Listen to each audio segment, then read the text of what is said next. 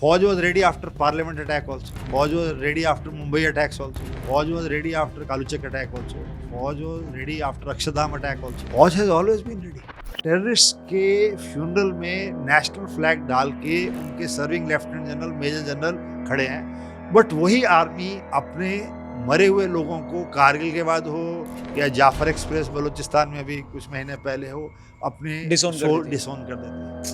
तो कोई दीन ईमान कुछ नहीं। Do you trust Trump? मैं कहता हूँ ये जो दोगलापन है वो यहाँ से सीखना चाहिए। Today my son and daughter both got deployed for option and as we speak my son is in submarines और उसका कोई पता ही नहीं पिछले 1.5 महीने से कहाँ है। So you are not worried? नहीं, no news is good news. सो आपका बेटा इंडियन नेवी में है और आपकी बेटी एयरफोर्स में। तो मेरा सर अगर एक संतान और भगवान देती तो क्या उसको आर्मी में डालते? 200। और ये पहली जंग है ये 4 दिन की जब चाइनीज वेपन यूज हुए दुनिया में। आज तक Chinese weapons have never been used in any hostilities. तो पूरी दुनिया अब उसकी आउटकम देखना चाहती है। सर आपका पसंदीदा फाइटर जेट कौन सा? Su-30, which is the main backbone of our. We've done a lot of flying with Su-30. आपका favourite weapon? Spice and R-73. और आपका फेवरेट पॉडकास्ट कौन सा? Podcast. Thank you. ऑपरेशन सिंदूर में कैसे हमारी एयरफोर्स ने पाकिस्तान और चाइनीज हथियारों की बैंड बजाई, उसकी पूरी स्टोरी आपको मिलेगी आज के इस पॉडकास्ट में। नमस्ते, जय हिंद, मैं हूं रौनक, द रौनक पॉडकास्ट में वेलकम। आज हमारे साथ हमारे गेस्ट हैं इंडियन एयरफोर्स के एक living legend air marshal Sanjeev Kapoor. 1985 में कमीशन होने के बाद इन्होंने 8000 प्लस फ्लाइंग आवर्स कंप्लीट किए, कई मेजर ऑपरेशंस में हिस्सा लिया है और 5 नए टाइप के फाइटर एयरक्राफ्ट्स को इंडियन एयरफोर्स में इंडक्ट किया है। ये एयरफोर्स एकेडमी और एनडीए के चीफ रह चुके हैं। हमारे प्राइम मिनिस्टर के बोइंग 777 प्रोजेक्ट को भी इन्होंने लीड किया है। इन्हें वायुसेना मेडल से सम्मानित किया गया है और अति विशिष्ट सेवा मेडल से भी नवाजा गया है। आज रिटायरमेंट के बाद भी वो लेक्चर्स और थिंक टैंक्स के जरिए देश की डिफेंस पॉलिसी में योगदान दे रहे हैं और आने वाली जनरेशंस को इंस्पायर कर रहे हैं। आज के पॉडकास्ट में सीखने लायक बहुत सारी बातें, इसलिए एपिसोड को पूरा देखिएगा और इसे अपने दोस्तों के साथ जरूर शेयर करिएगा। पर पहले मेरे साथ वेलकम करिए air marshal Sanjeev Kapoor sir का। जय हिंद सर, नमस्ते। Thank you. स्वागत है आपका। कैसे हैं आप? मैं बहुत अच्छा हूँ। लास्ट मुलाकात हमारी 6-7 साल पहले हुई थी। हाँ, एक प्रोग्राम में हुई थी जिसमें कुमार विश्वास आए थे। जी जी। And it was to felicitate वीर नारीज जिनके हस्बैंड नहीं रहे जी। तो एक डिफेंस स्पॉन्सर्ड प्रोग्राम था, तो मैं आपसे उस दिन मिला जी था। सर। हाँ जी sir, so good to have you. हाँ जी। बहुत सारे सवाल हैं। हाँ जी। ऑपरेशन सिंदूर से जुड़े हुए भी हैं, आपके इतने डेकोरेटेड सर्विस जो पूरा टेन्योर रहा उससे जुड़े हुए भी हैं। हाँ जी। कुछ बेसिक सवाल भी हैं जो आम जनता, जो यंगस्टर्स हैं, जो एयरफोर्स से जुड़े हैं, क्योंकि आपने 3 डेकेड से ज़्यादा, नियरली 4 डेकेड्स, तो मुझे लगता है जो ऑडियंस देख रही हाँ है शायद उनके पापा भी उस टाइम नहीं पैदा हुए होंगे। So thank you very much sir. पहला सवाल यही है कि फिर से बॉर्डर के एरियाज़ में या जो स्टेट्स बॉर्डर से लगते हैं, फिर से वहाँ पे मॉक ड्रिल्स शुरू हो गई हैं, एक्सरसाइज शुरू हो गई है, तो क्या आप लोग फिर से अटैक करने वाले हो या वहाँ से होने वाला है कुछ पाकिस्तान से? सी, हमने जो ऑफिशियली पोजीशन दी है भारत ने, वो कहीं ना कहीं वेस्टर्न मीडिया ने उसको हाईजैक करके और पाकिस्तानी मीडिया ने उसको हाईजैक करके सीज फायर का वर्ड दिया था। जो हमने वर्ड दिया था इंडियन गवर्नमेंट ने, उसको था ब्रेक इन हॉस्टिलिटीज़। तो वो विराम है, ये नहीं है कि हमने मतलब युद्ध विराम किया है। तो हमारी अभी भी तैनाती है की उसकी लोगों की।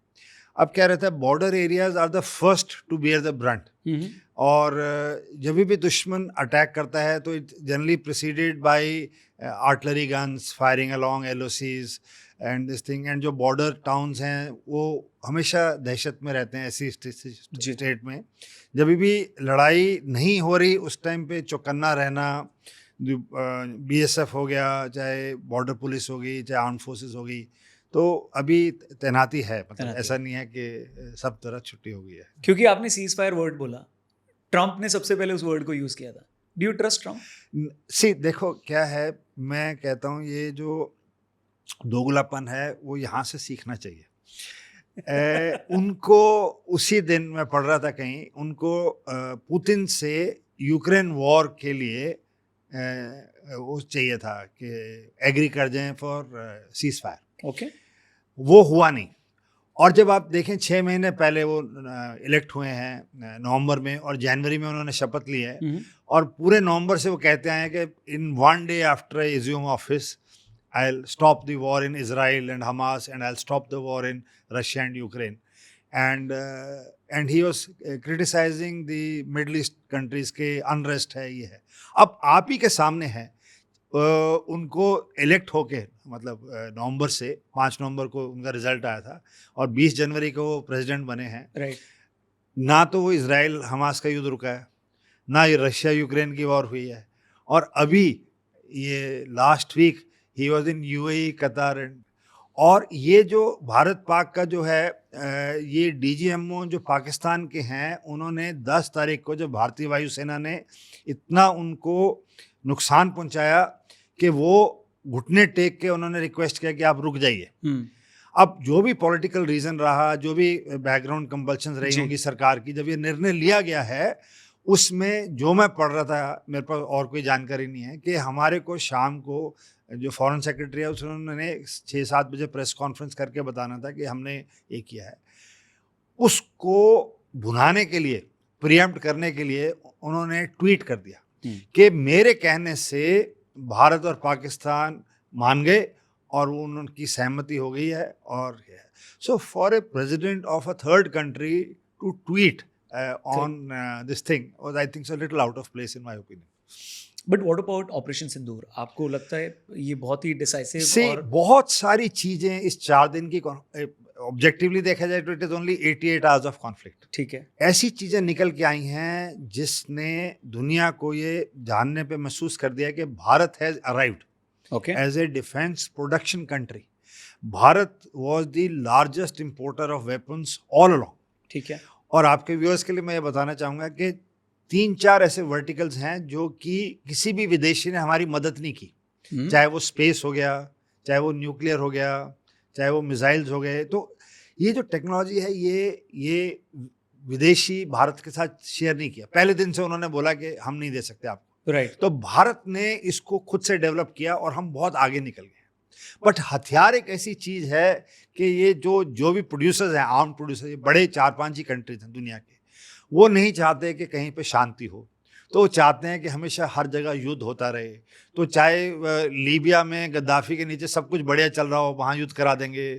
चाहे सद्दाम हुसैन के नीचे इराक में बढ़िया चल रहा होगा तो वहाँ युद्ध करा देंगे। चाहे अफ़गानिस्तान ठीक चल रहा हो, वहाँ युद्ध करा देंगे। चाहे सीरिया में कुछ हो रहा होगा, वहाँ युद्ध करा देंगे। यमन में युद्ध करा देंगे। तो जब तक अब रशिया यूक्रेन का युद्ध है, तो उनकी जो आर्म्स इंडस्ट्री है वो चलती रहनी चाहिए। जी। दूसरी चीज़ आपके व्यूअर्स के लिए मैं बताना चाहूँगा कि ये जितनी बड़ी आर्म्स इंडस्ट्रीज़ हैं वेस्ट की स्पेशली, वो कभी नहीं चाहेंगे कि उनका इक्विपमेंट कहीं से निकल के आए कि फेल हुआ।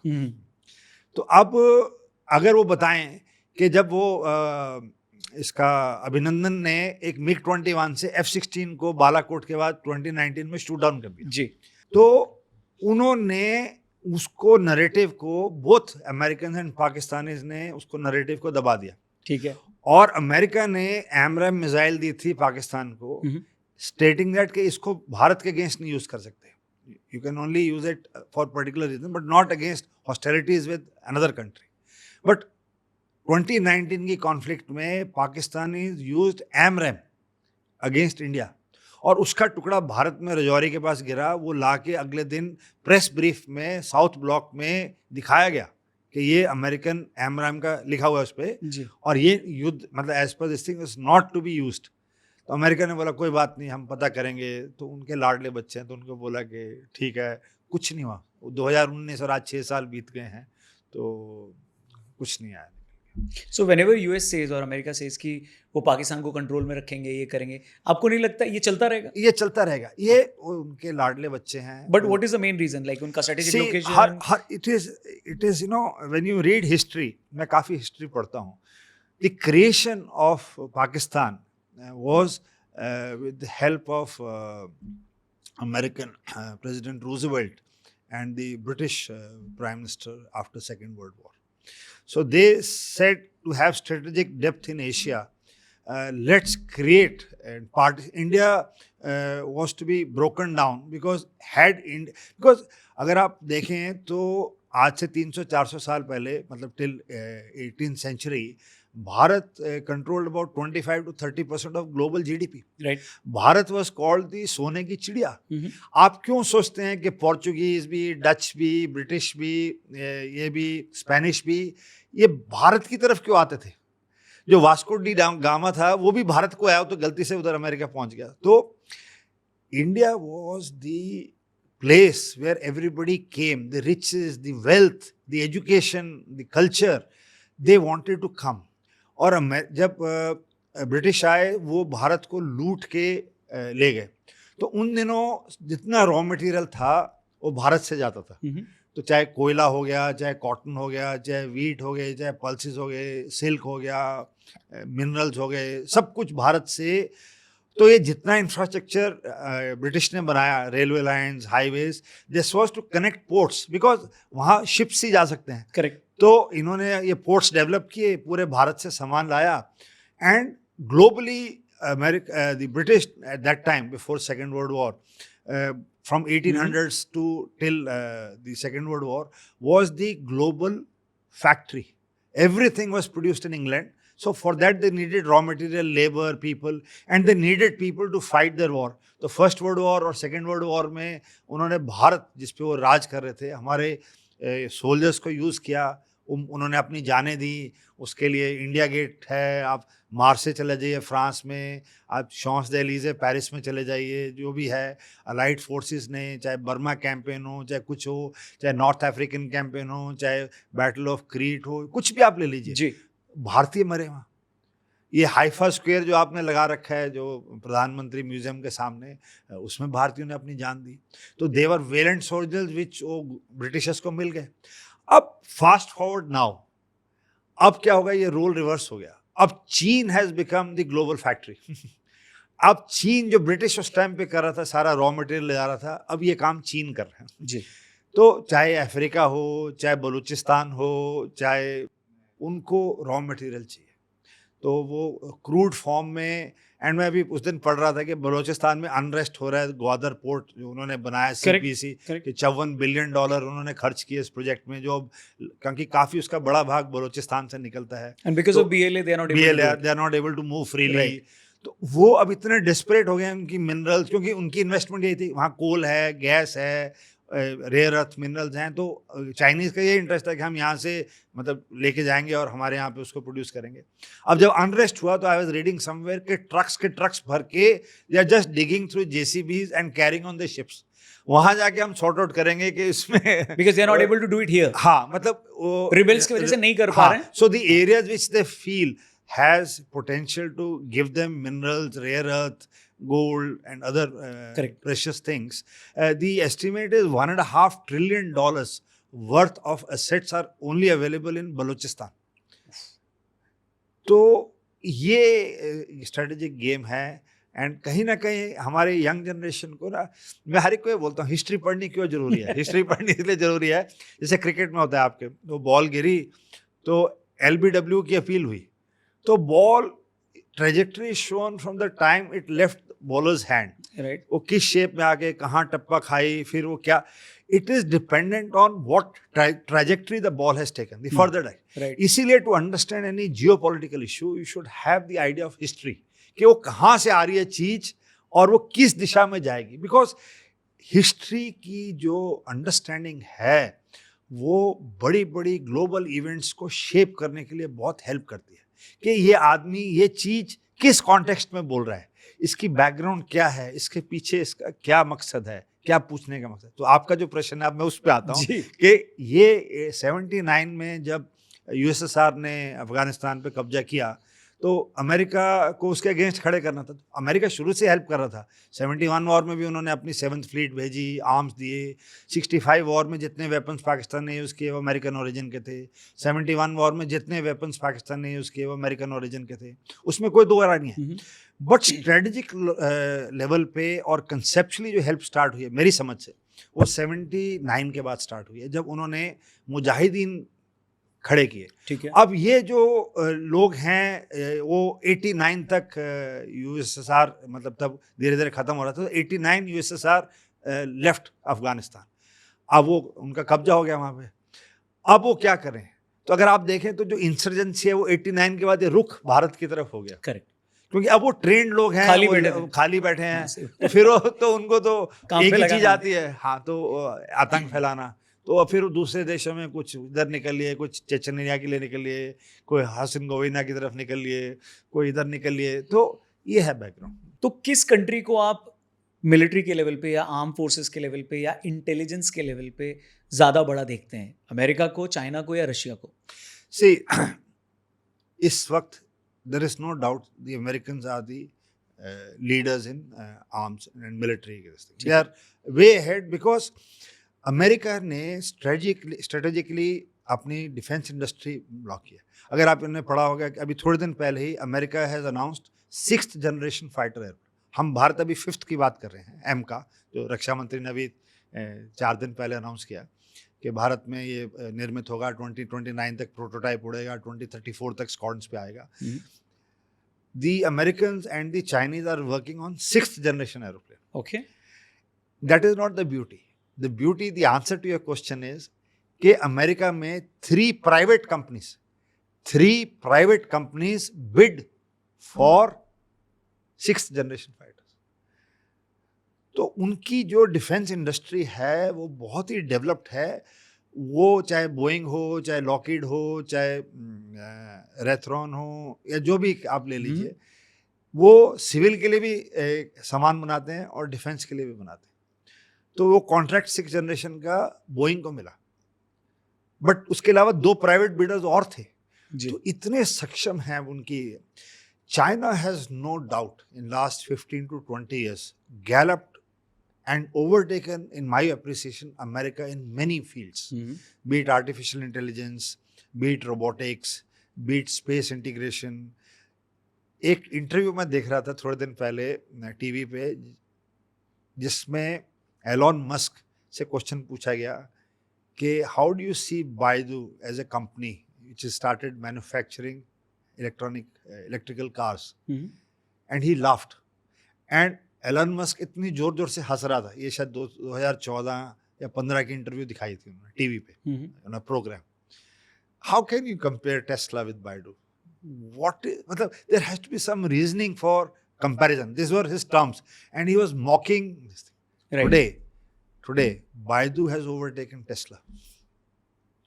The grit, the determination, the integration of technology, the robotics, the solar panels, the electronic vehicles, the intelligence gathering, ये चीज़ें, quantums, इसमें चाइना बहुत तेजी से और बहुत आगे निकल गया। In many fields, in my appreciation, right, it is ahead of America. But when it comes to bare manufacturing and capability, the Americans are still ahead. Now coming to Russia. Russia has, from the beginning, been with the Indian side, and most of the equipment जो हमारी armed forces में use होता है, Army, Navy, Air Force में, large extent is of Russian origin. तो बहुत सालों से India has been dependent on Russia for weapons.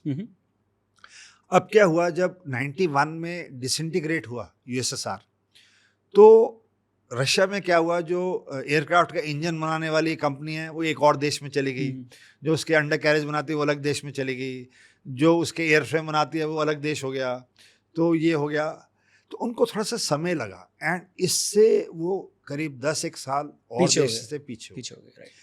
उन्होंने फटाफट किया, अपने यहाँ सब कुछ डेवलप किया, प्रोड्यूस करना, और सेम उनके स्पेस प्रोग्राम में भी हुआ से हर तरफ उन्होंने उनकी रीढ़ की हड्डी तोड़ दी 91 में। West broke the back of Russia in the best at it. हाँ, वो बिल्कुल तोड़ने में उनको तो जहाँ मौका मिले तोड़ देंगे, ठीक है। तो और बेस्ट पार्ट है कि एवरेज आदमी ना समझ नहीं पाता है नैरेटिव, चाहे वो प्रिंट मीडिया हो, चाहे वो टीवी वाले हों, चाहे कोई भी नैरेटिव देने वाला हो। अब आप देखें, ये जो भी 4 दिन की ऑफ सिंदूर हुई है, इसमें जो वेस्ट का नैरेटिव है, वो कहीं भी भारत की सराहना नहीं कर रहे। करेक्ट, एट बेस्ट न्यूट्रल हैं। Oh, they also did well. In fact एक आर्टिकल भी आया था सर, जहाँ पे लिस्ट डाउन किया गया कि वेस्ट की मीडिया में जो भी नैरेटिव एंटी इंडिया जा रहा है, उसको छापने वाले बेसिकली पाकिस्तान मूल के हैं। They were the reporters in western media. हाँ, तो वो उनका ये है कि उनका सारा इन्वेस्टमेंट यहाँ लगा हुआ है। अब अगर उनके हथियार, अगर F-16 अच्छा नहीं किया, या और ये पहली जंग है ये 4 दिन की जब चाइनीज वेपन यूज हुए दुनिया में। आज तक Chinese weapons have never been used in any hostilities. तो पूरी दुनिया अब उसकी आउटकम देखना चाहती है। तो क्योंकि अगर कल को ताइवान में युद्ध होता है, या फिलीपींस में, या साउथ चाइना सी में, या साउथ कोरिया के साथ, या जापान के साथ, चाइना के किसी भी देश का यही हथियार यूज होंगे। तो ये हथियारों ने कैसा परफॉर्म किया इस 4 दिन, तो पूरी दुनिया इंटरेस्टेड है, क्योंकि ये पहली बार ही यूज हुए हैं। चाहे उनके JF-17 हो, चाहे J-10s हो, चाहे HQ-9s हो, चाहे HQ-16s हो, चाहे PL-15 हो, जो रियल टेस्टिंग इसमें हुई है। तो whole world would be interested to know how these weapons performed. तो ये एक बड़ी सिचुएशन है, और इसमें वो कहीं नहीं चाहेंगे इधर द चाइनीज और द वेस्टर्न, बिकॉज यही इक्विपमेंट है उनके पास। Turkey is also NATO country. तो नेटो, US और चाइना कभी नहीं चाहेंगे कि उनके हथियारों के बारे में, जो कि रशियन मूल के और भारतीय मूल के हैं, उनको नीचे लेके आ गए। क्योंकि और अगर आप ध्यान दें तो जिस दिन ये 11-12 तारीख को युद्ध खत्म हुआ, मतलब ये जो आप विराम कह रहे हो, उसके अगले दिन 9-10% चाइनीज स्टॉक एक्सचेंज में उनके गिरे थे। जो J-10 बना रहे हैं, जो PL-15 बना रहे हैं, ये है। तो वो तो बेवकूफ़ तो है नहीं, तो उनको एक्चुअल कैपेबिलिटी पता है। Then only they are pulling out the money, because performance उतनी नहीं है मेरी समझ है। चाइनीज थोड़ा हाइप अप भी ज़्यादा करते हैं, अच्छे हैं, मैं मना नहीं कर रहा, दे आर गुड, ठीक है, बट इतने भी अच्छे नहीं है, they are not 10 feet tall, तो who cannot be conquered, so that is my take on this. तो चाइनीज वेपन्स जो पाकिस्तान ने यूज किए वो क्या उतने अच्छे नहीं थे? नहीं होंगे, मतलब जो इस लिमिटेड 4 दिन स्कर्मिश में यूज हुए, India could overcome them. Okay. And Bharat ने जो हमारे अपने देश में निर्मित चीजें हैं, जो हमारी अपनी बेस्ट पार्ट क्या हुआ, हमने अपने लोगों से, अपनी टेक्नोलॉजी से, अपने इंजीनियर्स एंड साइंटिस्ट से, जो हमारे पास पुराने हथियार थे जो 60s-70s के हैं, उनको नए वेपन्स के साथ इंटीग्रेट किया। ये वाज द टर्निंग पॉइंट। 2 मैंने आपको बता दिया, जो 2 व्यक्तियों ने जो चीज़ें लाए वो, प्लस जो हमने हमारी अपनी कैपेबिलिटी से जो चीज़ें भारत में इंटीग्रेट की हैं, हमारी own DRDO, BEL, ISRO, HAL की और बाकी प्राइवेट सेक्टर और that has taken the world by surprise. They could not expect कि भारत इस लेवल तक पहुंच जाएगा। so, थोड़े से, बट अभी जैसे आपने प्रश्न पूछा, अब वो they will work 10 times harder. See, war fighting में it is a wheel. You have to be ahead of your adversary. Right. तो अभी ये जो लेसन्स ड्रॉन हैं, ये पूरी दुनिया अपनी टेबल पे रखे बैठे, चाहे टीवी पे कुछ भी बोलना चाहे, तो इन चीज़ों में हमारे इक्विपमेंट वीक रहे, इन चीज़ों में ठीक रहे। अगर ये इस चीज़ में अच्छे हैं तो उसको कैसे तोड़ा जाए। भारत ये कर रहा होगा कि हम यहाँ तक हैं, अब ये करेंगे। It's a game of chess. तो अगली चाल क्या होगी, उसके लिए हमारे को क्या तैयारी करनी पड़ेगी। सर, इस जनरेशन ने, यंगस्टर्स जो हैं, जो 20-25 साल के बीच में, इन्होंने कभी वॉर नहीं देखी थी। तो जो ऑपरेशन सिंदूर हुआ, क्या इसको वॉर की कैटेगरी में डाला जाएगा? इट इज कॉल्ड सब कन्वेंशनल कॉन्फ्लिक्ट, फौज में जो नाम दिए जाते हैं। It is not a conventional conflict. And जो आपने पूछा था कि ये कई मानों में बड़ी यूनिक कॉन्फ्लिक्ट है, जिसमें the complete warfare was non contact. हमारे कोई जहाज उधर नहीं गए, उनके कोई जहाज इधर नहीं आए। वो ड्रोन्स कर रहे हैं, वो मिसाइल्स फायर कर रहे हैं, हमने जो टारगेट्स निकाले हैं वो अपने स्पेस में से निकाल के हमने भेजे, और प्रिसिशन वेपन से तो गाइडेड वेपन्स यूज़ हुए, प्रिसिशन वेपन्स यूज़ हुए, हमारे इंडिजनाइज वेपन सारे यूज़ हुए, हमारे एयर डिफेंस सिस्टम आकाश तीर, आकाश S-400 जो इंटीग्रेट हुआ है, ISCCS जो मेन काम किया है, S-400 जो हमने इंटीग्रेट किया भारत। जो S-400 रशिया से हमने खरीदा, वो इतना अच्छा परफॉर्म नहीं कर रहा यूक्रेन के साथ युद्ध में। जो भारत ने वही S-400 लिया है, वो बहुत अच्छा परफॉर्म, क्योंकि हमने, क्या रीजन है? क्योंकि हमने उसको अपने हिसाब से इंटीग्रेट किया। अच्छा, तो जुगाड़ कह लीजिए या जो भी कह लीजिए। तो सर थोड़ा बताइए ना, कैसे करते हैं? कैसे रहता है, भारत में मिक्स है, रशियन इक्विपमेंट भी है, इंडियन इक्विपमेंट भी है, एंड कुछ वेस्टर्न इक्विपमेंट भी है। ठीक है। अब वही चीज़, जैसे अब मैं आपको एरियल रिफ्यूलिंग का उदाहरण देता हूँ। अब एयर टू एयर रिफ्यूलिंग में जब हमने एरियल रिफ्यूलर जहाज लिए, तो उसके अंदर एक रशिया से जहाज लिया, तो उनका एक पॉड आता है। ठीक है। तो वो जो जहाज है वो Su-30 जो रशियन जहाज है उसके लिए कंपेटेबल था।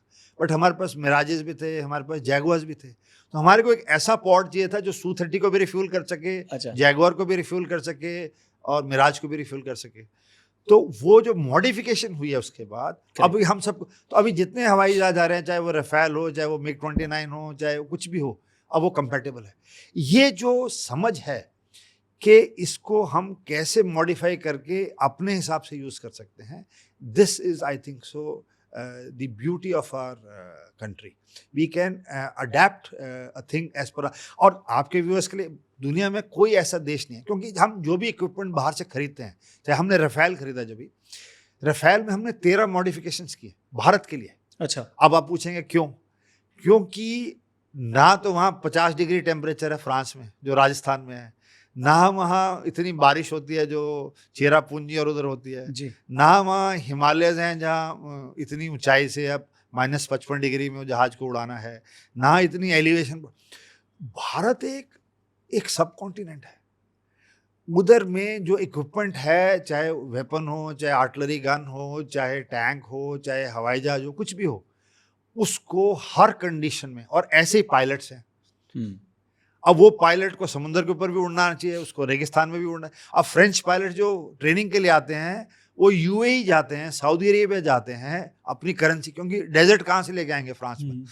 ठीक है, तो मैं उदाहरण दे रहा हूँ। समझ गया सर। तो भारत के लिए जो मॉडिफाइड वेपन्स हैं, इक्विपमेंट हैं, एरोप्लेन्स हैं, वो भारत के अपने लोग बैठ के उनके साथ फिर उनके ट्रायल्स होते हैं। ओके। फिर उसमें, और कई बार वो कंपनीज बोलती है कि साहब हम नहीं कर सकते मॉडिफाई। तो फिर भारत बोलता है ठीक है, आप हमारे को दे दो, हम कर हम लेंगे। अपने हिसाब से कर लेंगे। तो ये अंतर है। सो रफेल में ये हुआ है? रफेल में हमारे पास 13। तो पहले हम ले लेते हैं, नहीं फिर नहीं मॉडिफाई नहीं, करते हैं? उनसे करवाया। अच्छा, उनसे कुछ चीजें हमने माइनर की हैं, तो वो ज्यादा भी छेड़छाड़ नहीं करने देते, क्योंकि उनका सही अपना बात है। इक्विपमेंट है, तो वो नहीं चाहते कि उनका नाम कहीं खराब हो। तो वो बताते हैं कि आप हमें बता दीजिए क्या चाहिए, तो हम फिर हमारे इंजीनियर्स, उनके इंजीनियर, साइंटिस्ट साथ बैठ के फिर जनरली इट मतलब आईफोन की तरह है कि आप खोल के उसमें सिम कार्ड डाल दो, ऐसा नहीं होगा। नहीं। ठीक है। तो जो 20-25 साल के उम्र के लोग हैं, उन्होंने वॉर नहीं देखा है, इसलिए उनके दिमाग में हमेशा ये सवाल होता है कि डिफेंस के बजट में इतना पैसा सरकार क्यों डालती है, इतने हथियार क्यों खरीद रही है, इतने रफाइल्स क्यों खरीद रही है, इसकी बातें भी क्यों हो रही हैं, क्योंकि अभी तो कन्वेंशनल तरीके से युद्ध लड़ा भी नहीं जाता है, तो आप इतना क्यों खरीद रहे हो? फर्स्ट टाइम ऐसा हुआ कि ऑपरेशन सिंदूर के समय उनको पता चला कि अच्छा हमने S-400 लिया था, अच्छा हमारे पास आकाश भी था, अच्छा ड्रोन्स आ रहे हैं, तो सडनली उनको रियलाइज़ हुआ कि जो सब इतने 20-25-30 सालों से या उससे पहले जब डॉक्टर APJ अब्दुल कलाम थे, उस टाइम से इस सब चीज़ों की बात हो रही है, तो उसका देखिए प्रैक्टिकल अब नज़र आ रहा है। तो क्या आगे भी सेम तरीके से वॉर होंगे, क्योंकि आप बोल रहे हो जनरेशन 5 एयरक्राफ्ट में, जनरेशन 6 एयरक्राफ्ट में वो इन्वेस्ट कर रहे हैं, सोच रहे हैं उसके बारे में, तो क्या आगे ऐसा होगा कि इतने फाइटर जेट्स उड़ेंगे, एक दूसरे पर एक दूसरा देश हमला करेगा? सी, तैयारी हमेशा रहती है। तैयारी हमेशा रहती है, क्योंकि जब आपको याद हो 22 को जब पहलगाम हुआ था, तो उसके बाद सारी टीवी चैनल तो सब हल्ला मचा रहे थे, हफ्ता हो गया अभी तक कुछ क्यों नहीं किया, 10 दिन हो गए, भारत ने उरी में इतने दिन में कर दिया था, पुलवामा के बाद इतने दिन में कर दिया, पहलगाम को इतने दिन हो गए। तो बड़े क्वेश्चन पूछ रहे थे। युद्ध ऐसे नहीं होता। एंड बच्चों, और मेनली किसी ने युद्ध देख, ना तो किसी ने वर्दी डाली है, ना किसी के बच्चे फौज में हैं, ना किसी को मालूम है युद्ध क्या होता है। तो एयर कंडीशन कमरे में हाथ में रिमोट लेके आप बहुत आसानी से कह रहे हैं कि युद्ध होना चाहिए। But you should avoid war as much as possible. उनसे दोनों तरफ की नुकसान होता है। You end up losing lot of lives, unnecessary lives. And वो जो पैसा है देश की तरक्की में काम आए, उनसे अस्पताल बने, सड़कें बने, घर बने, वो पैसे से फिर हथियार और ये खरीदे जाते हैं। तो कहीं ना कहीं पॉलिटिकल लीडरशिप के माइंड में ये रहता है। And I am sure back of the mind, had we got sucked into longer conflict, it would have affected our development of the nation at some place. हमारे स्पेस प्रोग्राम्स हैं, हमारे missiles programmes हैं, हमारे shipping हैं, हमारे transportation के लिए हैं, हेल्थ के लिए हैं, मनरेगा प्रोजेक्ट्स हैं, जो भी स्कीम्स गवर्नमेंट की, कहीं ना कहीं से तो you'll have to pull out money to support armed forces. But notwithstanding, the war will now be fought, readiness for conventional conflict, Mhm. but more preparation for unconventional warfare. Unconventional means non contact warfare. उसमें जैसा Israel Hamas में होता है, मतलब you use satellites, you use artificial intelligence, you use drones, you use precision weapons. तो अब जैसे example देता हूँ, भावलपुर है। अब भावलपुर अगर आज से 25 साल पहले ऑपरेशन प्लान करें तो एक आर्मी की स्पेशल पैरा कमांडो यूनिट तैयार होती, वो फिर जंगलों के रास्ते से टनल से होती हुई जाके अटैक करके उनको नलीफाई करके वापस आती। अब 25 साल में क्या बदल गया? आपको कोऑर्डिनेट्स मिल गए, एग्जैक्ट लोकेशन पता है, आपके जो वेपन्स हैं वो सक्षम हैं, बिना बॉर्डर पार किए अपने यहाँ से प्रिसीजन, वो जो डोम के सेंटर से यू स्ट्राइक ए होल, तो you are not exposing your people और इक्विपमेंट टू गो अक्रॉस। तो this is the change that is coming in, but that doesn't absolve कि हम टैंक्स भी तैयार नहीं रखेंगे और हमारे aeroplane. See unconventional aeroplanes will UAVs है, ये सब बढ़ेंगे, बट जो पायलटेड एयरक्राफ्ट्स हैं, ये कहना कि वो अभी मतलब एनविसाजेबल फ्यूचर में तो चलेंगे। सर, ये भी कहा जा रहा था कि पाकिस्तान की तरफ से जो ड्रोन अटैक हुए वो पाकिस्तानीज नहीं चला रहे थे, वो हाँ, मैंने पढ़ा और कई वीडियोस भी देखे। वो टर्किश, क्योंकि उनके लोग पूरी तरह से ट्रेंड ही नहीं थे, तो टर्की ने अर्मेनिया अजरबैजान में भी पूरे वो दिए ड्रोन से। Turkey somehow has got an aspiration today, Erdogan and his team, they want to revive the Ottoman Empire, because history में अगर आपने पढ़ा होगा तो इस रीजन में ऑटोमन एम्पायर थी। तो उनको ये लगता है कि मैं एक सेवियर निकला हूँ, एंड मैं जो इस एरिया में जो हमारी है धाक होती थी, तो उसको हम वापस जगाएंगे। तो he has started to invest lot of money, effort in all the wars and conflicts. तो इस वॉर में as Pakistanis were not as well trained, तो मैंने जो पढ़ा और वीडियो देखे, तो some Turkish people were involved in helping them to launch these drones, and in one of the strikes 2 or 3 Turkish soldiers have died also. So this is unconfirmed, I cannot confirm, but I read and saw some videos. So but you are right to say that the help did arrive along with people from that side. Right, sir. और भी operation सिंदूर से जुड़े सवाल हैं, लेकिन उससे पहले आपकी पर्सनल जर्नी के बारे में भी थोड़ा जानना चाहेंगे। कब आपने डिसाइड किया कि एयरफोर्स में जाना है? See, my father was in the Air Force. Okay. तो मैं बचपन से was inspired by my father. मैं शाम को फादर के कभी जूते वूते भी चमकाता था, क्योंकि he used to prepare his uniform. I used to help put ribbons and this thing. Then my father put me in a military school. I left after class 4th. I was 9.5 years old, and I joined a military school. And then I appeared for NDA.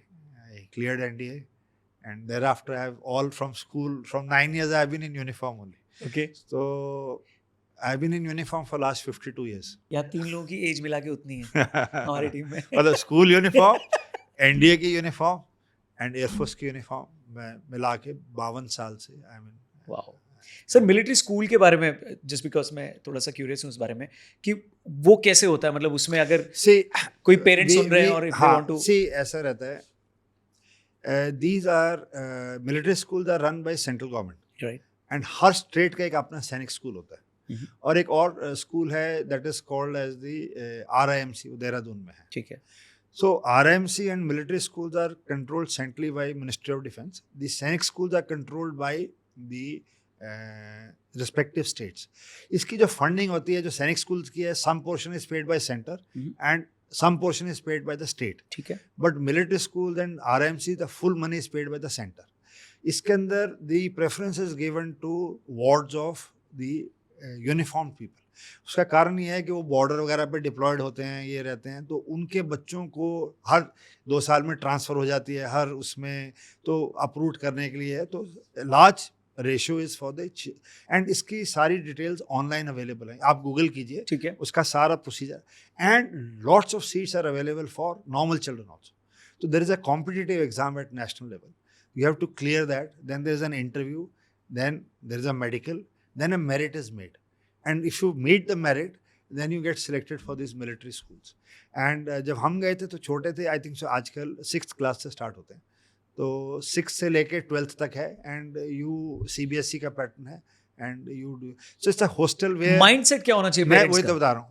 सी मैं हर एक से कहता हूँ कि आप घर में 2 बच्चे हैं, हाँ। 2 भाई बहन हैं या 2 भाई हैं या 2 बहन हैं, जो भी है, उसमें से एक को आप एनसीसी में डाल दो। एक बच्चा ऑप्ट करता है एनसीसी के लिए, दूसरा बच्चा नहीं ऑप्ट करता। विद इन अ मंथ जिसने एनसीसी के लिए ऑप्ट किया है वो व्यक्ति दूसरे बच्चे से उसी परिवार में अलग हो जाएगा।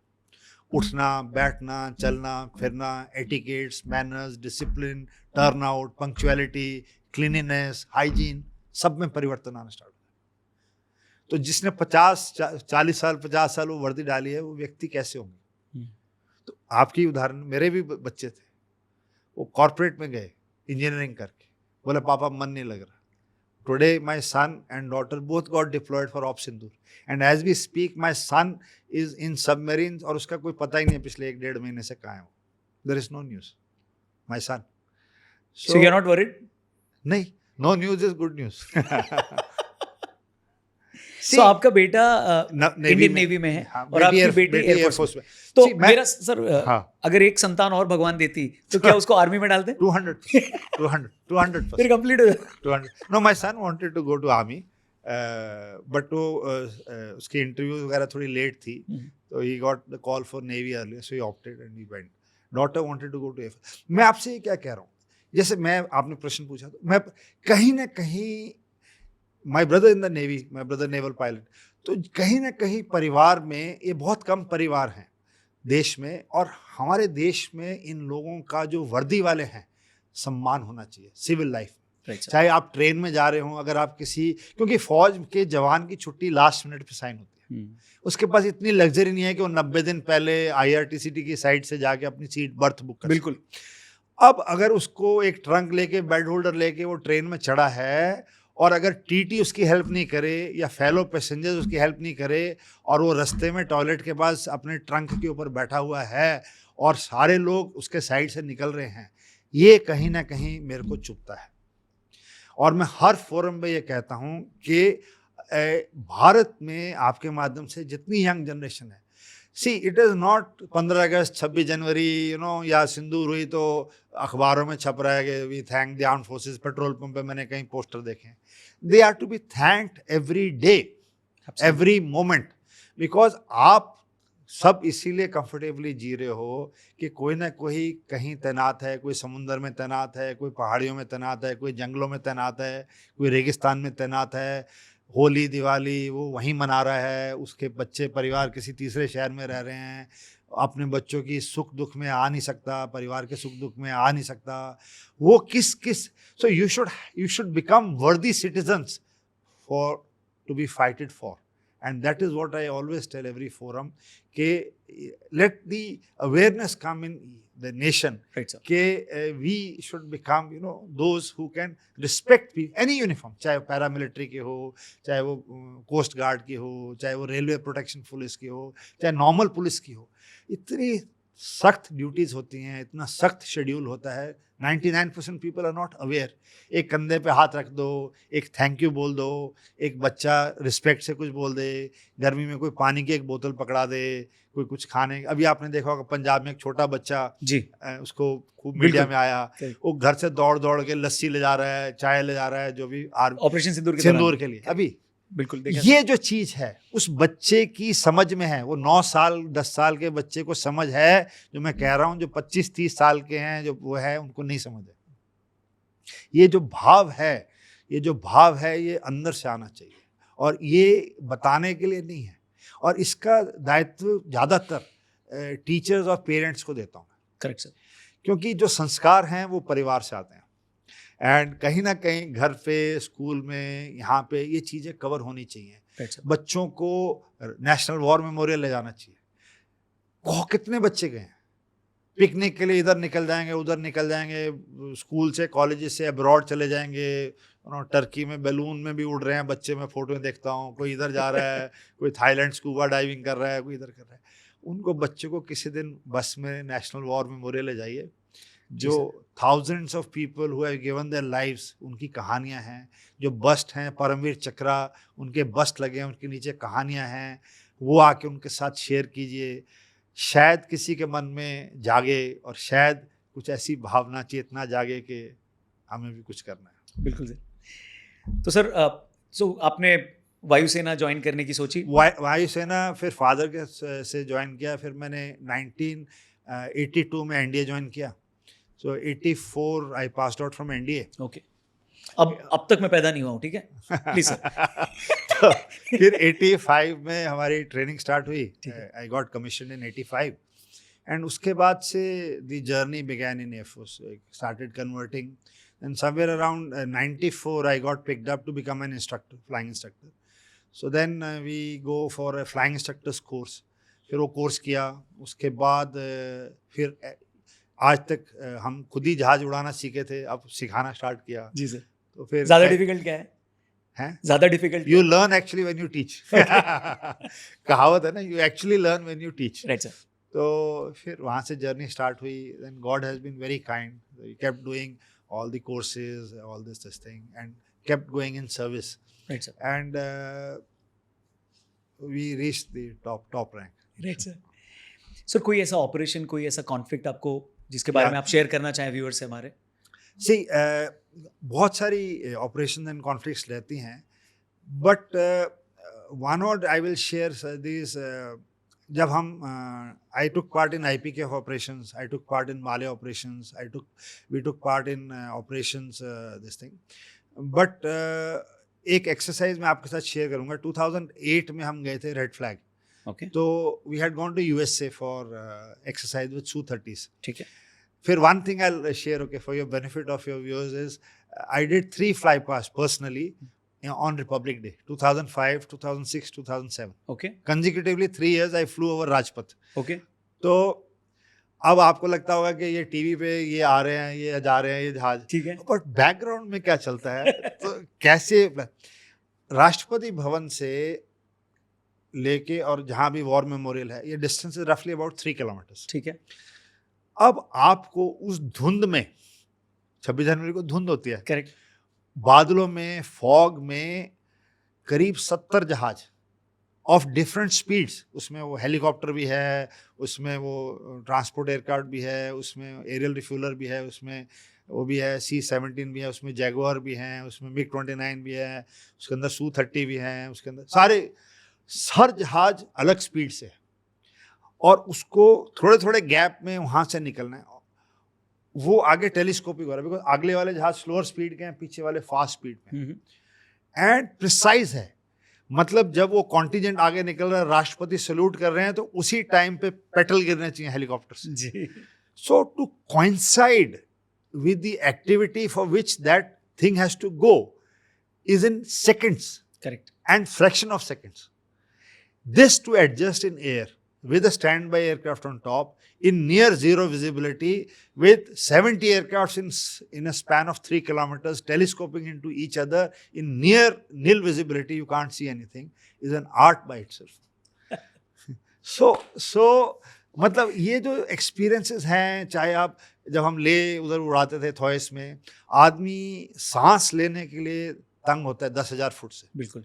आपकी जो जहाज की आप ट्रैवल करते हैं, जिससे भी कमर्शियल, उसका जो ऑल्टीट्यूड है, चाहे आप 40,000 फुट पे उड़ रहे हो, 35,000 पे उड़ रहे हो, this is the general level at which, but cabin के अंदर आपकी जो हाइट मेंटेन्ड है, this is around 8,000 feet. Okay. सब जहाज जनरली 8,000 फीट। वो किस लिए? क्योंकि at this level human lungs can breathe comfortably. ठीक है। तो आपको आर्टिफिशियली किसी चीज़ के, बट 10,000 के ऊपर यू नीड ऑक्सीजन। सो फिर उसके ऊपर 15-20, तो आपने देखा होगा माउंटेनियर्स वगैरह, you know, they use oxygen cylinder, ये वो, and pilots also, as pilots we put oxygen, because after some height we have to, and we can't pressurise our cabin so much, क्योंकि अगर कैनोपी वगैरह उड़ गई तो आपने देखा होगा everything gets sucked out, right. तो we have to this thing. So when we fly in Leh Thoise in that altitude, the machine, the aeroplanes which we are using also starts to underperform. Right. And उस time पे to handle in summers valleys के अंदर एक बड़ा जहाज भी पत्ते की तरह ऐसे से होता है। Correct, correct. बिकॉज नेचर के आगे ह्यूमन बीइंग एंड नथिंग, कुछ नहीं है। तो विंड्स, रेन, स्नो, रनवे पे आप लैंड कर रहे हो, बर्फ गिरी हुई है, तो उसमें जहाज को उतारना, these are certain memories which you have. Skid ना कर जाए, बारिश में है, ओले पड़ रहे हैं, तेज हवाएं चल रही हैं, उसके बीच में आपको उड़ाना है, लैंड करना है। 100 सच स्टोरीज यू हैव। तो सर देखने में तो वो रिपब्लिक डे वाला सेलिब्रेशन बहुत नॉर्मल सा लगता है कि प्लेन आए गए। नहीं, बट उसके पीछे जो कार्यवाही होती है, जो पार्ट लिए हैं, क्या चल रहा है माइंड में, क्या चल रहा होता है? उस टाइम पे it is everything, your direction, क्योंकि आप राजपथ से इधर उधर नहीं हो सकते। हाँ, ठीक है, timing in seconds and correct height, क्योंकि ज़्यादा हाइट हो गए तो नीचे से ऑडियंस को नहीं दिखेगा, ज़्यादा नीचे आ गए तो हल्ला बहुत ज़्यादा होगा। Height has to be correct, speed has to be correct, time has to be correct, displacement has to be correct, and it is all precise.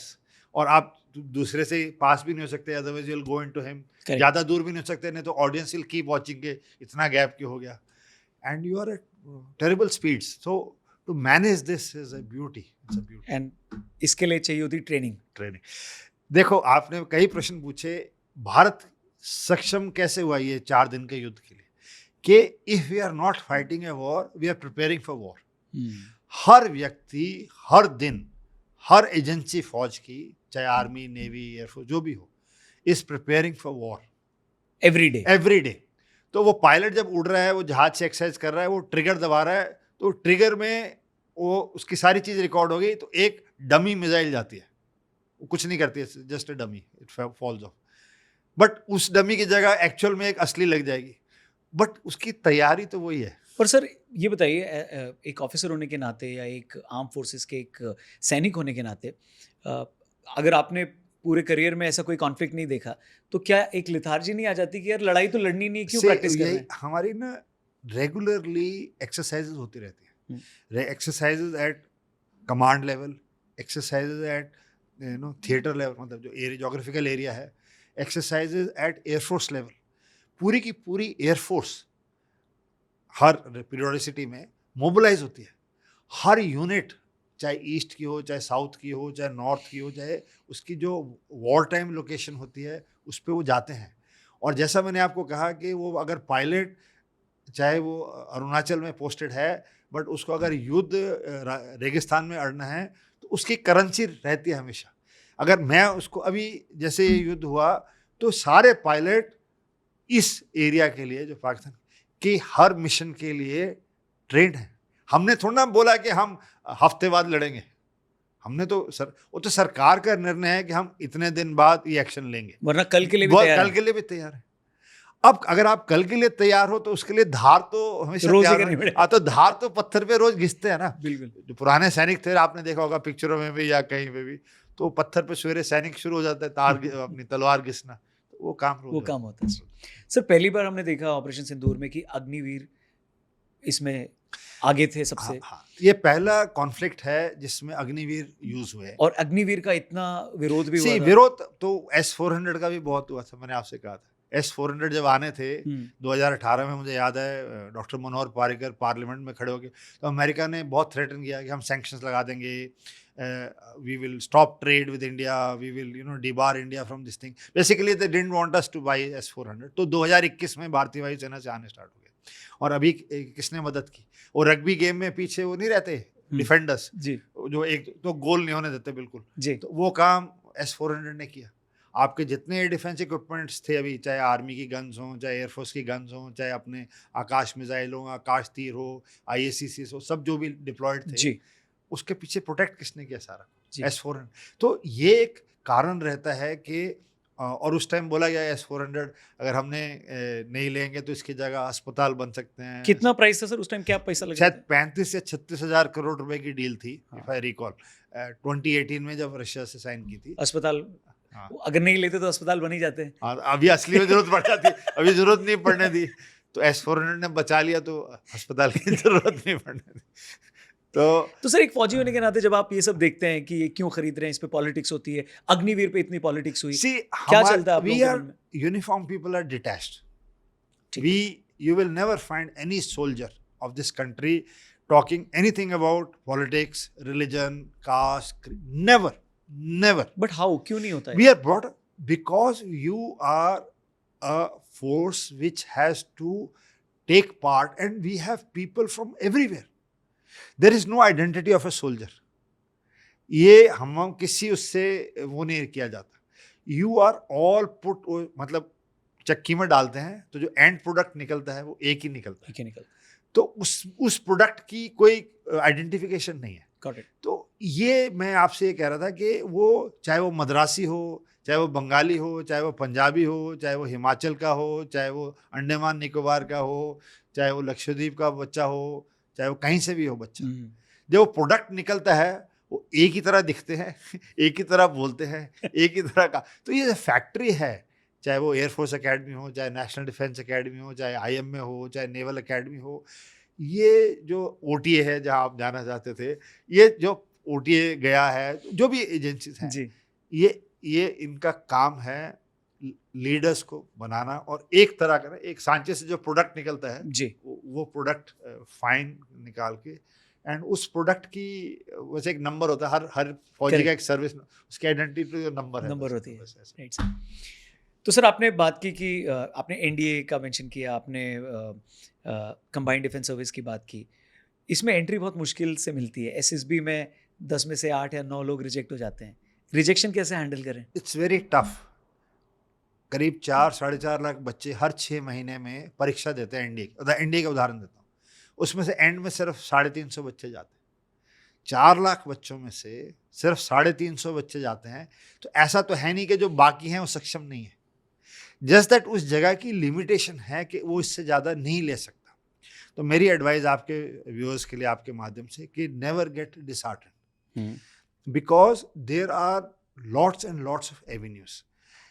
उसमें आपको मालूम होना चाहिए कि NDA के लिए क्या आवश्यकता है, उसके बाद वो 12th के बाद होता है, उसके बाद आपकी एवेन्यूज और ज़्यादा खुल जाते हैं, ऑप्शंस और ज़्यादा। आजकल शॉर्ट सर्विस कमीशन है, डायरेक्ट एंट्री है, CDS है, FCAT है, डायरेक्ट आर्मी की टेक्निकल एंट्री है, नेवल की एंट्रीज हैं 4-5 तरह की। जी, तो वो सारी ग्रेजुएशन के बाद है।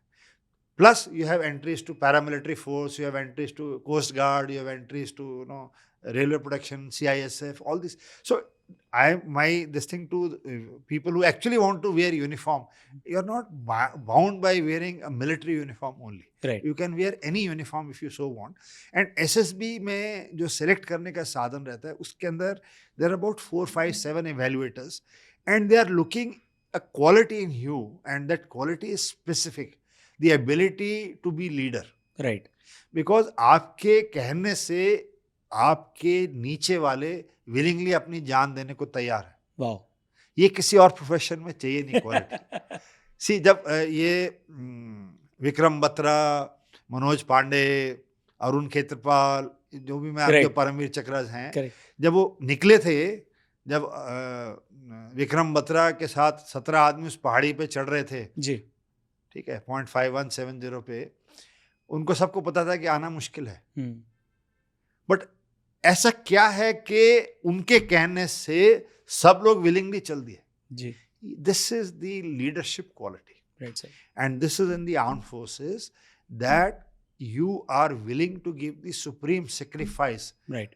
एंड आपके व्यूअर्स के लिए एक और उदाहरण देता हूँ। 2022 में जनरल बिपिन रावत का निधन हुआ। जी, अब लीडरशिप की मैं एग्जांपल देता हूँ। Please sir. जब उनका पार्थिव शरीर अंतिम संस्कार के लिए जा रहा था, उनके ट्रक के पीछे हजारों की तादाद में लोग चल रहे थे। जी, ना तो उन्होंने कभी फौज में रहे, ना उनको फौज से कोई लेना देना, ना जनरल बिपिन रावत ने उनकी जिंदगी में कोई परिवर्तन लाए, ना उनके चलने से फौज में कोई फर्क आएगा। क्यों चल रहे हैं? क्यों चल रहे हैं? वो इसलिए चल रहे हैं, उन्होंने अपने मन में उनको कहीं ना कहीं अपना लीडर मान लिया। बिल्कुल। ऐसे ही फौज में हर आदमी अपने जो उनके ऊपर होते हैं उनको लीडरशिप रोल में देखते हैं, right sir. And they dedicate themselves and they learn in this process, because उनको मालूम है कि कुछ दिन बाद वो काम वही कर रहे होंगे जिसको भी फॉलो कर रहे हैं। बिल्कुल। So this is how we groom and train our people. Sir, wing commander Abhinandan का जो इंसिडेंट टोटल हुआ, उस टाइम पे आप थे सर्विस में। हाँ जी सर, एग्जैक्टली क्या हुआ था? से जब पुलवामा हुआ 2019 में, तो पॉलिटिकल विल जो है वो बहुत ही इम्पोर्टेंट है। फौज इज ऑलवेज रेडी। फौज was ready after parliament attack also, फौज was ready after Mumbai attacks also, Fauj was ready after Kaluchak attack also. Fauj was ready after Akshardham attack also. Fauj has always been ready. But why did we go in after 2016 Uri? Why did we go in after, जो आपने प्रश्न पूछा? Because of political will. Now, how much political will do you have to take this kind of an action? तो 16 में हमने किया. कहीं ना कहीं आपको, जैसे मैं आपको बता रहा था, हिस्ट्री बहुत इंपॉर्टेंट है. अब 2016 की अगर, मतलब I never knew you going to ask this question, but अगर आपके व्यूअर्स देखेंगे तो 16 में काफ़ी अनरेस्ट चल रहा था पाकिस्तान. तो उन्होंने अटेंशन भटकाने के लिए अपने देश से प्रॉब्लम हटाने हमेशा के से लिए वही करते हैं. नवाज शरीफ की बन नहीं रही थी आर्मी से, तो आर्मी ने उरी करा दिया, तो उनका हो गया. 2019 में 2018 में this Imran Khan had become the prime minister. 2019 he was asserting himself, and there were general elections in India. So to create some sort of so they did this thing. Now this thing happened Balakot. So Balakot mein there was a terrorist which was picked up at place deep inside. Uri is closer to the border, but Balakot is little inside in Pak occupied J&K. And there we sent our aeroplanes. Huge package had gone, and they precisely took out this thing. The next morning, like अभी भी हमने 7 मई को attack किया, 8 के दिन they retaliate because they have to show to the public कि हम कुछ करेंगे. तो they sent a few aircrafts to Indian border, and उस टाइम पे we have something called as ORP, operational readiness platform होता है, जिसमें जहाज हमेशा रेडी रहते हैं. तो अभिनंदन got airborne and he engaged the enemy. And he shot down an F-16 for which he got a Veer Chakra. But मैंने आपसे बताया वो कभी भी वो नैरेटिव आएगा नहीं. तो अभिनंदन when he was hit by their missile and he ejected. When he ejected, he landed up in Pakistani territory. And as he got landed, अभी भी इस युद्ध में हमने सुना कोई एक लेडी ऑफिसर उन्होंने फ्लाइट लेफ्टिनेंट हमारी कब्जे में ले ली. एक फेक न्यूज़ आया. वो एक सेकंड नहीं लगाते दर्शाने के लिए कि हमारी कैप्टिविटी में सो एंड सो है. तो Abhinandan was taken as a captive at that time, and he was flying a 60s का aeroplane MiG-21, and he took down F-16. तो वो कभी वेस्ट ये नैरेटिव आने ही नहीं देगा. अभी भी जो इनके लॉकहीड मार्टिन के दिए हुए रडार्स हैं, जो चाइनीज़ के दिए हुए एयर डिफेंस इक्विपमेंट हैं, जो F-16 हैं, जो JF-17 हैं, जो उनकी मिसाइल्स आपने पूरी की पूरी टीवी में देखी हुई कि पंजाब के खेतों में गिरी पड़ी हैं, तो चली नहीं. अब वो थोड़ा ना ये दुनिया को बताएंगे कि हमारा सामान ठीक नहीं चला या भारत ने इसको डिस्ट्रॉय. पर अमेरिका का प्रेशर पाकिस्तान पे आया होगा जब F-16 गिर गया. जरूर आया होगा. वो मैंने आपको क्या बोला, ये कंटिन्यूस इवैल्यूएशन चलता रहता है. तो अभिनंदन once he was this thing, then the political will was there to get him, and then the pressure was put on the other side, and I think so in 2 days. तो क्या air force ready थी? अगर वो अभिनंदन को वापस नहीं देते तो आप वापस से एक्शन लेते कुछ? Again, it depends on political will. Yes, we are ready. But you don't decide on your own for your colleagues? See, when you cross everything, when you cross the borders, it is on. वो movies में दिखाते हैं वो hero ने जहाज start किया और कंगना रनौत जहाज लेके पाकिस्तान में घुस गई, तो तेजस मूवी, वो सब फिक्शंस रहती हैं. To go is a plan and a deliberate. कहाँ से घुसना है, कहाँ पे एयर डिफेंस कम है, कहाँ उनके रडार्स नहीं हैं, कहाँ उनकी गन्स नहीं हैं, कहाँ उनके एरिया है जहाँ से हम पेनिट्रेट कर, ये सारा प्लान करना पड़ता है. किस रास्ते से जाना है. So lot of operations you have seen that aircrafts go through the valleys. Lot of operations you see aircraft go very high beyond radar range. Lot of operations we go at low level so that we don't get detected. So किस माध्यम पे क्या है, किस चीज के लिए क्या है, तो these are all planned and kept ready. Right sir. Wing commander अभिनंदन जब वापस आए तो उनसे इंक्वायरी भी हुई होगी, उनसे बातचीत भी हुई होगी, तो क्या ये बातचीत पब्लिक की जाती है? नहीं की जाती. इस बेसिकली ये ना चीज़ें काफ़ी सेंसिटिव होती हैं. जब नचिकेता कारगिल वॉर के बाद आया जी, जब ये आया, एंड ये एक ऐसा देश है जहाँ पे टेररिस्ट के फ्यूनरल में नेशनल फ्लैग डाल के उनके serving lieutenant general, major general खड़े हैं, और जो बंदा प्रेयर लीड कर रहा है, उसके ऊपर अमेरिका ने $10 मिलियन का अवार्ड रखा, वो सबके सामने अभी है सिंदूर के बाद। बट वही आर्मी अपने मरे हुए लोगों को कारगिल के बाद हो या जाफर एक्सप्रेस बलूचिस्तान में अभी कुछ महीने पहले हो, अपने डिसोन कर देती है। तो कोई दीन ईमान कुछ नहीं है, वो मतलब फितरत है उनकी झूठ बोलना हर चीज़ में। तो अभी जैसे सीज फायर हुआ उनके कहने से हुआ, बट जो नरेटिव उन्होंने अपने यहाँ बुना कि हमने भारत को हरा दिया, तो रावलपिंडी, लाहौर, उसमें मिठाइयाँ बट रही हैं, जश्न हो रहे हैं, अफरीदी गाड़ी में फ्लैग लेके घूम रहा है। तो इस बेशर्मी का इंग्रेडिएंट क्या होता है सर? सी, इनका ये है कि media, everything is controlled there. अभी क्या है, सोशल मीडिया का ज़माना आ गया, आप लोगों के माध्यम से कुछ ना कुछ इन्फॉर्मेशन या उनके जी। मैं देख रहा था कि उनके देश में जो एक्चुअल कंटेंट क्रिएटर्स हैं वो बाहर भाग गए, क्योंकि ISI और जो उनके वो हैं वो उनको जीने नहीं दे रहे। तो कोई कनाडा भाग गया है, कोई फ्रांस भाग गया है, कोई अमेरिका भाग गया है, उन्होंने ये काम ही छोड़ दिया, क्योंकि they will be hounded. So the narrative which they give to their own people right is regulated. Correct. वो वही बताना चाहते हैं जो वो चाहते हैं पब्लिक सुने, और बाकी को नकार देंगे, वो झूठे वीडियो दिखा देंगे। ये जो पिक्चर दे रहे हैं उनके आर्मी चीफ जो भी फील्ड मार्शल बन गए हैं, उनके प्रेसिडेंट को चाइना की कॉपी दे, सो वो नकल के लिए भी अकल की ज़रूरत होती है। तो एटलीस्ट कुछ तो आप वो कीजिए। और हमारे जितने भी आपने ब्रीफिंग देखेंगे, हर टारगेट की फ़ोटो दिखाई गई है, कोऑर्डिनेट्स दिए गए हैं, सैटेलाइट पिक्चर्स दिखाई गई हैं, किसी ने कंटेस्ट नहीं किया। बट उनके यहाँ हर चीज़ ही कंटेस्टेबल है, तो वो फिर नैरेटिव बुनने वाले। Correct sir. उनके न्यूक्लियर एसेट्स पे क्या हमला किया था हमने? हमने there is no this thing, I have also read many places, I have this thing, it is not the nuclear arsenal that we have hit. We had hit in Sargodha a place where they had the capability to assemble nuclear. They are kept separately. So Sargodha is one of their bases from where they launch their पर आपको पता था कहाँ रखा है उन्होंने? हर चीज हर एक को पता है। जो मेरे समझ से जो घुटने टिके हैं उनके 10 तारीख को, that was when we struck Noor Khan. उनका, for your benefit of your viewers, what is the relevance of Noor Khan was called Chaklala airfields.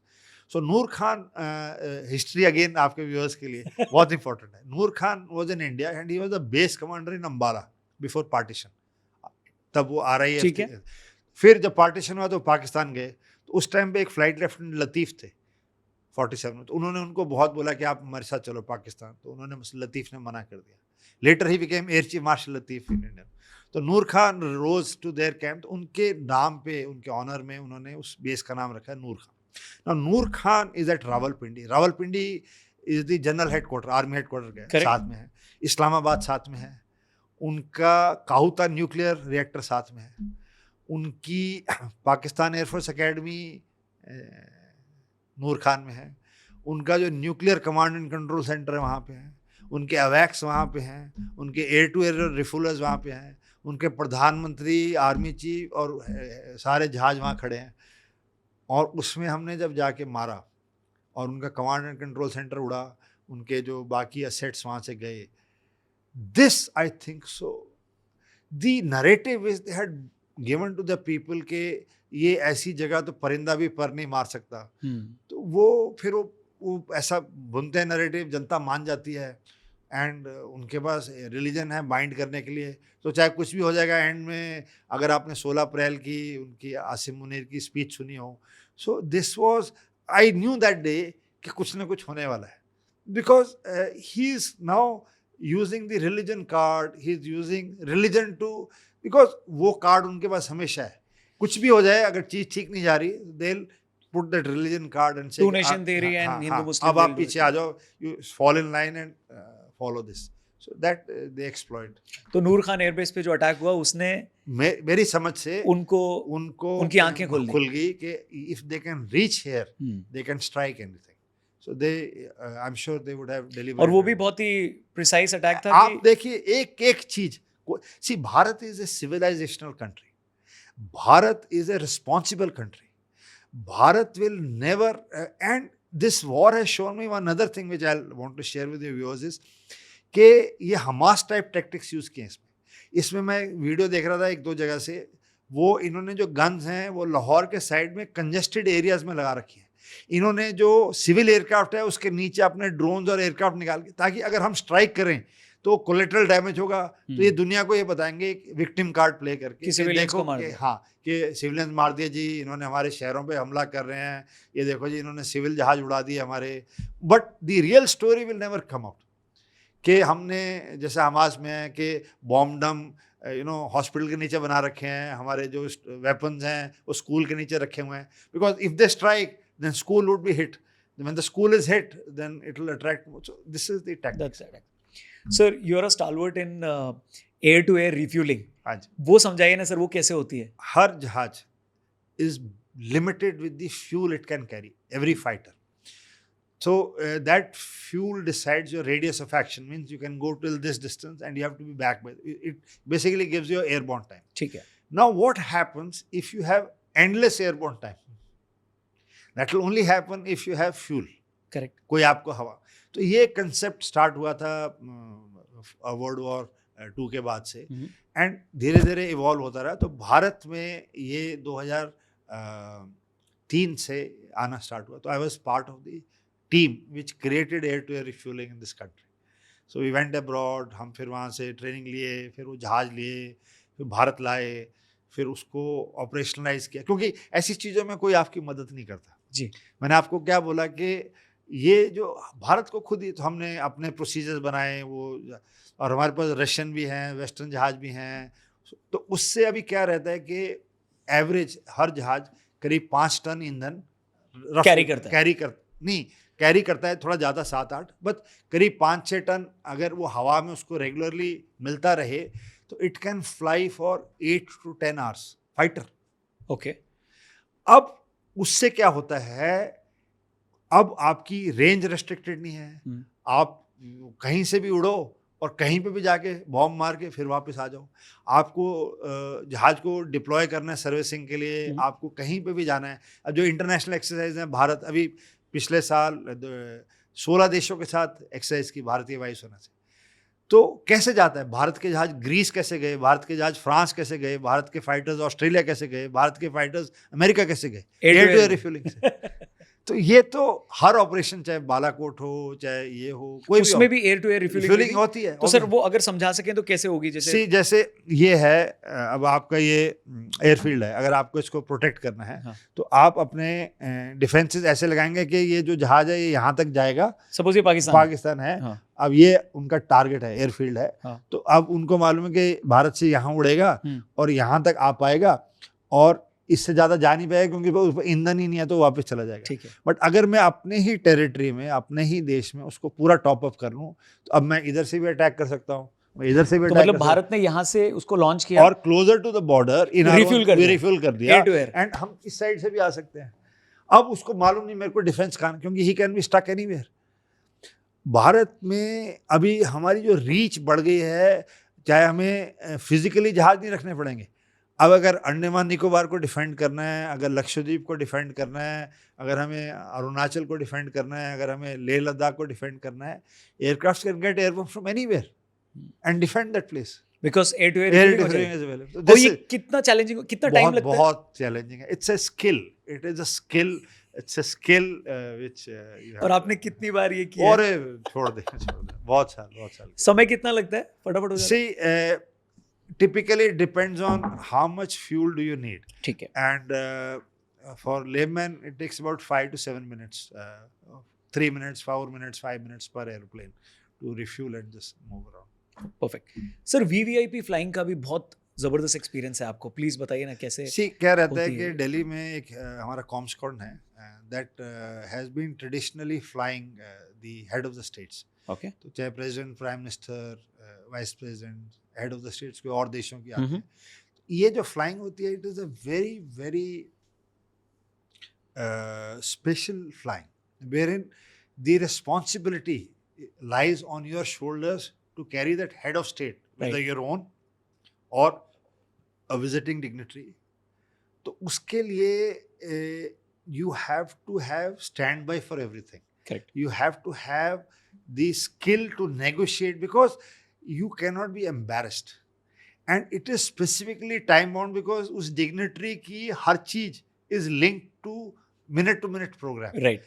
Plus it has very large amount of variables because उनका एंटोराज रहता है, उनकी कोई मेडिकल इमरजेंसीज हैं, उनको अगर कुछ और हवा में रिक्वायरमेंट्स आ जाएं, राइट सर. उनको कम्युनिकेट करना पड़े, उनको अगर किसी चीज़ के, because decision making is generally by these people, so they have to be in touch with the people on ground at all times. तो ये सारे जो फैक्टर्स रहते हैं, that is, it means the crew has to be aligned with the actual thing that is happening in that person's, though there are people to this thing, but as a crew, this is what I learned, and I feel everybody does this job now to manage the VVIP flying. तो मोदी जी जिस aircraft में fly करते हैं वो जो है Boeing 777. Boeing 777. I was the project head to make that aeroplane. Okay. While in which year? This we started. Air India was to be disinvested in 2018. So Air India gave Indian Air Force 2 aeroplanes. So we took these 2 aeroplanes, the Air Force took. So with the help of Boeing company, Air India, and there is a place in America where all the head of the states aeroplanes are modified. चाहे वो कोई भी देश का head of the state का aircraft है, चाहे वो जापानीज किंग का जहाज हो, चाहे किसी प्रेसिडेंट प्राइम मिनिस्टर का हो, वो जहाज generally very few companies in the world modify it as per the requirement of the head of the state. ठीक है. सो भारत का जो जहाज है, then we went to America and that company took on. So the whole aircraft is stripped open, everything is removed from there, then seats and all are given back to Air India, and then that aircraft has partitions for various roles. So it will have, a briefing hall, it will have a media ka this thing, it will have a conference room, it will have a resting place, it will have for the staff, it will have place for the senior officials and ministers who are traveling. So like that aircraft has got protection jammers, it has got state of the art communication equipment, it has other facilities. So all that had to be planned and made. और किस head of state का सबसे अच्छा aircraft है? मैंने ज़्यादा नहीं देखे, but this aircraft is beautiful, which has come out. So 18-19 में I worked on this thing, and I think so 2020 this aircraft joined our head of the state. Right. तो सर एयर मार्शल बनने तक कितने घंटे की flying हो जाती है? हर एक आदमी का अलग रहता है. आपका 7800 है, गूगल बता रहा है. हाँ 7,800 घंटे. मतलब तकरीबन 362 दिन या 325 दिन, सॉरी. किस चीज के? टोटल दिन के हिसाब से. दिन के साथ. अरे 1 साल के करीब. नहीं, बहुत फ्लाइंग किया and I love flying. And इसमें ज़्यादा फ्लाइंग सिखाने में गई है, बिकॉज जब सिखाते हैं तो एक्चुअली आई टोल्ड यू ना थोड़ी देर पहले कि you actually learn when you teach. Right. जब तक टीचर पढ़ा रहा है ना, बच्चा इतना नहीं सीखता, बट जो बच्चा कल को खुद टीचर बन जाए तो फिर उसको सब कुछ समझ आने लग जाता है. तो that it is, and there is nothing better than flying.